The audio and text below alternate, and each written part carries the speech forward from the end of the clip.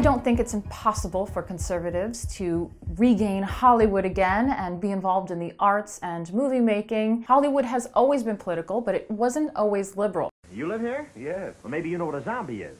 When a person dies and is buried, it seems there's certain voodoo priests who have the power to bring him back to life. Horrible. It's worse than horrible because a zombie has no will of his own.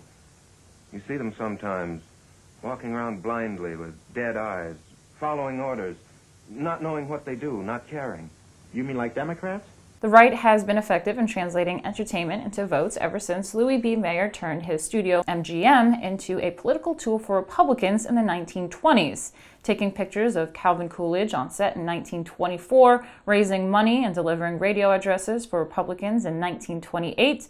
In return, President Herbert Hoover rewarded him with an overnight stay at the White House in 1929. Ronald Reagan was a staple in Hollywood, creating Western movies. He reached the heart of voters. Most significant, Reagan's rise to the presidency reinforced the belief that entertainment mattered.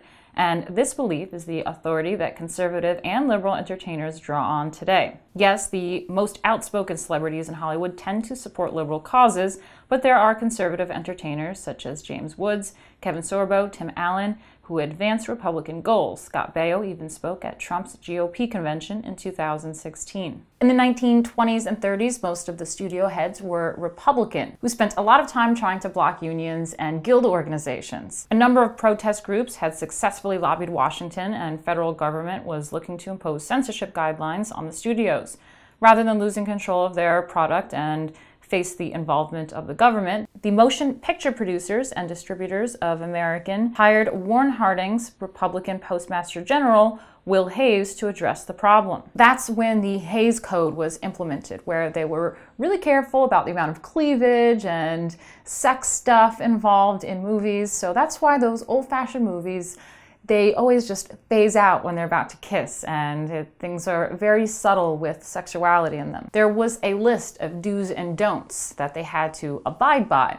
But this list started to get phased out and people started doing whatever they wanted anyway. Gary Cooper, Ronald Reagan, Robert Taylor, and other figures expressed concern over liberal content in their scripts. Hollywood began to slowly liberalize by 1962. The production code was virtually toothless. The newly formed Motion Picture Association of America implemented a rating system which still stands today. In 1969, following the release of Easy Rider, directed by liberal-turned-conservative Dennis Hopper, counterculture films began to appear in significant numbers.